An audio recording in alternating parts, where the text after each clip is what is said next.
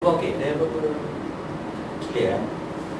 Bashir, how's your 1973? Okay. Okay. 73, okay. Sulaiman Court also one of that IBS one. Sulaiman Court. Yes. It is where is demolished same like But Sunping also, right? Okay. Okay. As you go along, maybe you have certain concepts of what IBS is, and you find that as I explained further now, either you benda tu enhance, or kalau kata my perception itu bukan ni, is it any different? Then you ask me. Okay. So in the classification tadi, tadi I pergi paling close to characteristic. Actually dalam ni dia sebut classification. Okay. So we go now to classification. We dah kenal Maria kan? Maria pemalu, pendiam, suka belanja orang, especially ni. Right. So after that, we want to classify Maria. Right?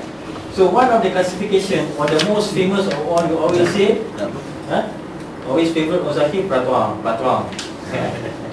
So actually it's precast. Precast, okay, cast dengan tuang ni malang sempat, tapi I don't know why the Malay like to use tuang. That because the process dia tuang benda tu dalam tu kan, jadi pratuang. Actually dia dah tuang dia kata pratuang kan. So I don't know why. Okay, precast concrete. Okay, precast concrete systems are very in Malaysia sekarang ni dia the most famous lah. In fact, when you say flat railing, precast. When you say tadi Sulaiman Court, precast. So sebenarnya kita cek kenapa kita tak sebut precast ni, sebab IBS. Okay, so IBS is now you know is more than precast. Alright? And companies today in the IBS industry are mostly doing precast. Nobody is doing the others. So we can say precast dalam IBS in Malaysia occupies nearly about 80% of the IBS activity lah. Alright? Why? Okay, because we are used to it. Our old houses are also cement, concrete. So kita tak perlu rumah kayu, tak perlu besi and things like that, right? Okay, so we are used to it, and it's easy to handle. Okay, it's not although it's heavy and whatnot if you compare to the other material, I'll show you later. Tapi kalau kita nak buat tangga, kita buatlah shape tangga, and then kita buat bring to site. Kita nak buat tembok, kita buatlah shape tembok dengan ada pintu atau tingkap, and then we bring to site. Right? And in this case, this one columns and beams.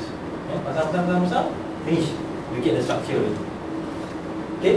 So again, I want to you to what you call that, have this idea that IBS first of all is a method. So we're talking about the process of building. Macam cladding, all these things, I'm not going to touch that. This is after the fact. Okay, because you can also clad for traditional houses as well, conventional houses. It doesn't. So I just want to make you understand what on the structure side. Okay, the other one is steel framing. Okay, so we can use concrete to do the framing, and we can also use steel. Okay, for this building we have used steel as the frame for yang levels dekat yang academy. Okay, this is structures. Okay, why I'm talking in us? Kenapa kita cakap pasal structure? Mana dia punya dalam isi dia punya bumbung je. Okay, that's not IBS really. I'm just talking about once you have a concrete frame, once you have steel frame, there ends your IBS. After that, orang yang masuk ni are all the cladding people and whatnot, yang mana tak terganggu dia punya struktur dia tak terganggu. So the structure is safe, IBS, fine. Everything else can come in later on. Right? Timber. Jarang sekarang kita nampak. Dulu mungkin rumah kampung dulu timber framing.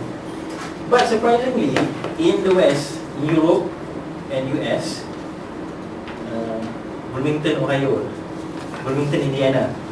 Okay, maybe you stay in this kind of houses where it's actually timber frame. Itu pasal kalau you tengok cerita-cerita macam aksi ganas, all these American movies, kalau kereta langgar rumah je, kan, dia masuk dalam rumah tu biasa kayu. And then like for instance cases in yang Katrina yang apa tu, New Orleans ya, dia ribut, everything gone kecuali satu rumah, rumah Vietnam. So dia interview mamak ni, why all apa ni, rumah putih semua hancur. Kata your house ni, I make my house out of concrete because last time I was staying in Asia rumah concrete. So rumah dia seorang yang tak roboh. So okay, why timber framing is famous in US and in Europe? Cuaca, they have 4 seasons. And in the cold, rumah kayu ni paling is the best for insulation. One of the tak rasa sejuk. But over here is different. Okay, then one of the reasons why you ask me kenapa in Europe dia pakai kayu, dekat sini dia suka pakai concrete. Okay, here because we have a lot of sun and we feel cooler inside. Kalau kita makan kita panas. So that's the difference there. So it's not that kita nak pilih concrete, tak. Actually all this you can do. You can even do steel if you want to. But suasana dia, cuaca, keadaan sekitar, whatnot, the situation don't allow me to do that. Okay, the fourth one is called blockwork system. Dia kenapa ni jadi sistem ni macam nak batu-batu aja, foto semua je. Okay, now this is what the CIDP classifies it, because these are all industrial products yang dibuat di kilang and brought to site to be assembled. So nak tak nak dia kena classify juga. Tapi bukan batu-bata is concrete. These are concrete blocks. It's not batu-bata yang merah tu. These are concrete blocks and we have used this so very extensively. If you go to yang apa tu tengah-tengah bangunan ni kan, ada dekat pintu yang selalu ditutup tu. On the wall there you can see these are all the concrete blocks. Okay, yes.